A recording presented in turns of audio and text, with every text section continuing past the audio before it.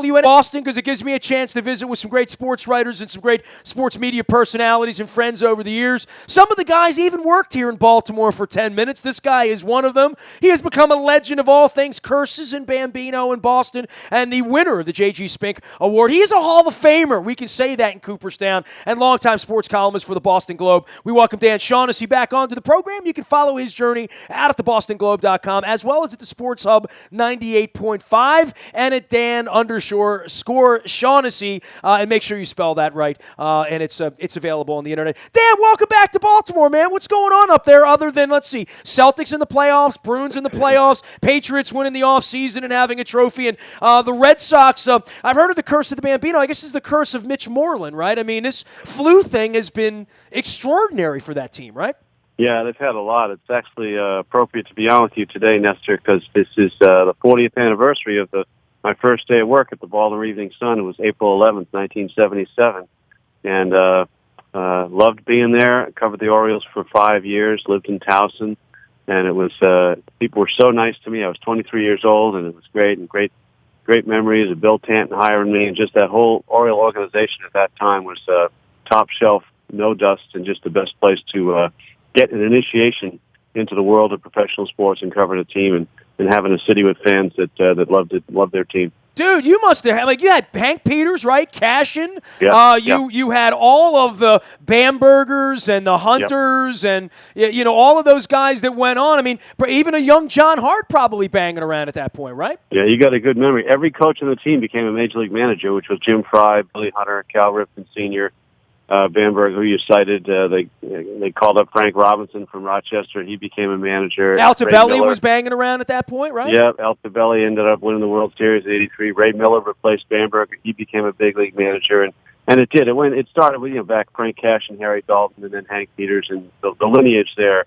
going back to Paul Richards. It was just and they had. I remember that team in '77. They had like 7 or 8 rookies, and they had an 8-man pitching staff part of the summer with 5 left-handers, and Earl could get by with Flanagan, McGregor, Tippy Martinez, and Rudy May and Ross Grimsley. Those are the 5 lefties. And the staff was rounded out by Jim Palmer, Dennis Martinez, and Dick Drago. That was your 8-man staff.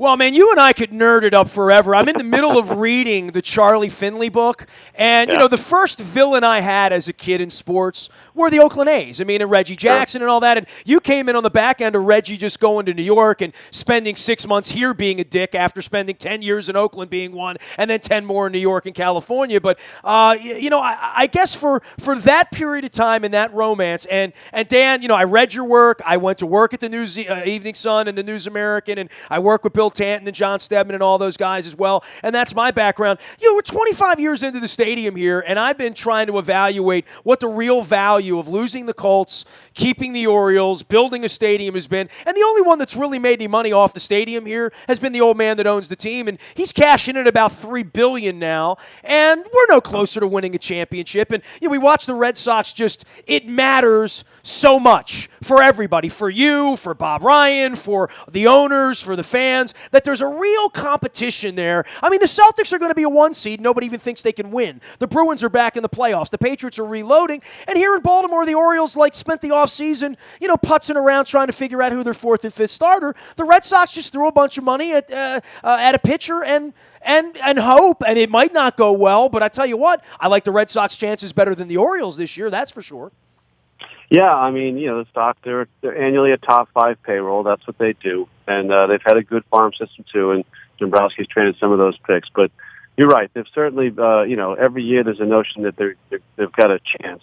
On the other hand, they haven't been run as well as people think. They've only won a playoff game once in the last 8 Octobers. Wow. And that was in 2013 when they won the World Series. But they're due. I mean, by our standards, we've had 10 championships in this century with 4 teams. But the Sox, they had that great thing in 13. But if you go back, the last time they won a playoff game before that was 2008. So given the payroll they have and the farm system they've had, the star power they've had, they actually should be a little better. And this year, starting off, one of those years, they're 3-3. They've had goofy injuries, as you referenced, the flu and all that sort of thing. But I do think that ownership certainly gives the fans here the indication that they're trying. When you have a top 5 payroll annually, folks, they can't complain that you're being cheap and not trying.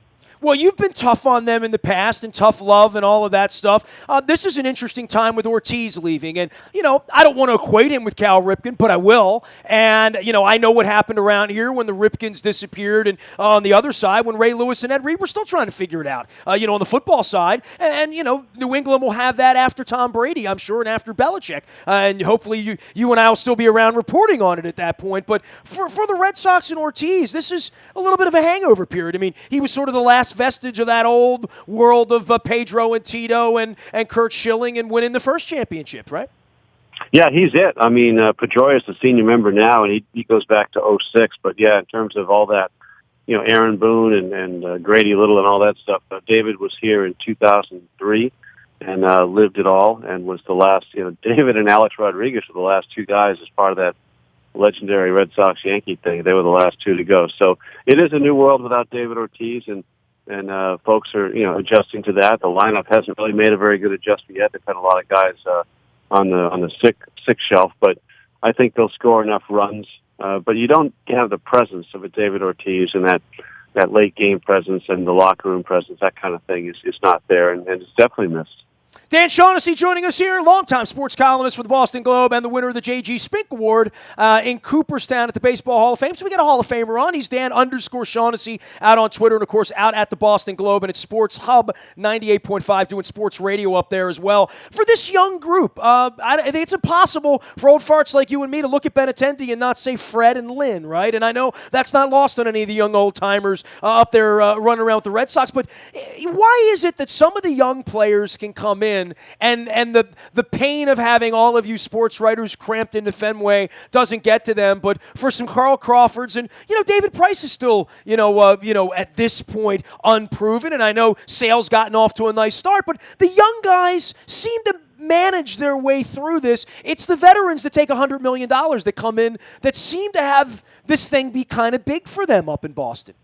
That's a good point. I mean, it's not for everybody, and you're right. I mean, there's guys like Edgar Renteria is a guy who's a very fine National League player. He's playing in St. Louis, so everybody loves everybody, and it didn't really fly here. And Crawford was just totally overwhelmed by trying to live up to the contract and just not being the player that they thought they were getting. And you see that. Adrian Gonzalez played pretty well here, but it was never a good fit. I mean, we've had multiple cases, and Price maybe is too sensitive, pays too much attention to social media. I think, he won 17 last year. He led the majors in innings, but he's still considered a flop because he didn't win his playoff game. And now, of course, he's on the shelf with the elbow thing. So, it's not for everybody. You're right, they've had good luck with the young people coming into it. And Bogarts, Betts, Benintendi, Jackie Bradley Jr., they're unusually well-mannered, mature, polite kids. I don't know, they all have good parents or something. They really, they're kind of boring, Nestor. They don't really light it up. They don't give you the old Oil Can Boyd, Bill Lee, crazy stuff, but Wade Boggs. I mean, we've had some beauties, but these guys, they do their work, and they're respectful of other people doing their work, and they're able to perform in this market. So the everyday players that they've brought in, you're right, it's been a good core. It's a whole different thing when you got a Mookie Betts and the feeling is, well, the Red Sox will give him $280 million and keep him around, and we're here with Machado, and all we see are these images of Machado in a Phillies jersey photoshopped or a Yankees jersey photoshopped. It's a sensitive time around here, and especially for the Orioles having gotten close a couple of times, and we don't have what the Royals have or what the Giants have, which is they won. That Angelos can't hang his hat on that, and they're certainly not favored to do that this year. And I think the hard part now is that little soft underbelly you're talking about here where the Red Sox haven't won a lot lately. The Yankees got old and had a lot of drama going on with A-Rod during the end and had other guys like Teixeira and even Sabathia that can't perform at this point.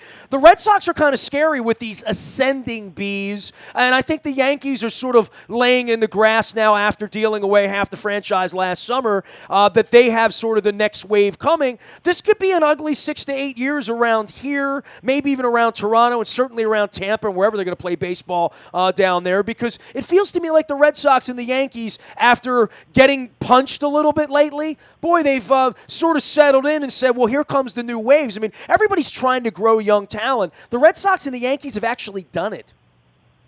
Yeah, I think that's fair, and it is. I mean, the Baltimore thing, everybody knows. It's been kind of patchwork and trying to keep it together. They've they've been in playoff games 3 times in 5 years, which no one else in the division can say. That's pretty good, but they just haven't gotten anywhere. And it's exhausting every year to get by with the manager doing the smoke and mirrors and the great bullpen that they've had, and hitting home runs, not stealing bases. Everybody knows that MO, but it's not a sustainable model necessarily. So yeah, I think moving forward, you worry if they can keep that kind of relevance in the division going. Dan, I want to ask you the same question I've asked everyone that covers the Patriots. 5 years from now, when we learn what they did to cheat this year, what will it be? Yeah, they do the little things. It's I believe all those things are true, that they do stuff. I think everybody tries stuff. I think they win because they're better than you are, and because they're in kind of a soft division, and the coach he scares other people, and the quarterback's beyond reproach. But I do think the little things that they've gotten caught at or get accused at, I think they do that stuff. I just don't think it's a deal breaker. It's more in people's heads now, and you see the way these teams lose their minds when they coach against them, like what Pete Carroll did at the end of that one, and what Atlanta's offense, what they did at the end of that one. That's really on them. But the gap between Belichick and these other guys is just so enormous. And that's one thing I'll say for your guy in Baltimore. He's not afraid of him, and that stuff doesn't happen on a regular basis when they play him. It's usually more owned on the field by the talent of the two teams. Dan, I had to laugh this week because I know the Red Sox, and this isn't a joke for our audience, and I shared the link even out on WNST.net. The Red Sox literally fumigated the clubhouse at Fenway Park before the Orioles got there because of the flu bug and all the craziness that's going on. If Belichick had fumigated Foxborough 3 days before John Harbaugh shows up, you know that there would be cameras in the locker room, right? I mean, something would be placed there, right? You're giving me column ideas as we speak over the phone here. That's good. That might show up in the Boston Globe. Well, just credit WNST and link me in. Dan. I mean, I'll appreciate that. Last thing for you, I guess for the Patriots, this offseason's been incredible, right? I mean, they really have reloaded, and if there's an intimidation factor, it's that they've gone out onto the free agent market, which they haven't done in past years, and augmented a team that was already the best team. I mean, I don't think anybody can argue that they haven't had the best offseason already. I know, and the Gilmore thing set the tone right there, and I don't know where this is going. They're buzzing around now about Richard Sherman and Marshawn Lynch, and who knows, but I do think the gap has gotten bigger. I mean, they are prohibitive favorites to get back where they want to go. Things happen. That's why they play the games, all this, but they are, and their division's so pathetic. That gap grows bigger every year, so, they're just showing up. They're looking at, first round bye, second round home game, win 2 games back in the Super Bowl, and there's just no reason that should not happen. And why wouldn't everybody in Boston want to go to Minnesota in the middle of February, right? I already bought my ticket, Nestor. I've already got the round-trip ticket. Did it already. It is amazing because I was down in Houston, and I'm walking around the concourse 3 hours before the game, and I just thought to myself, well, there are no real Falcons fans. Let's start with that. I've seen them through 2 Super Bowls. And I'm thinking, every Patriot fan, how much money must your family have endowed to you to stomach World Series games, playoff Celtics, playoff Bruins, Super Bowl, and yet the Patriots fans all flew down to Houston and had themselves a hootenanny now, didn't they?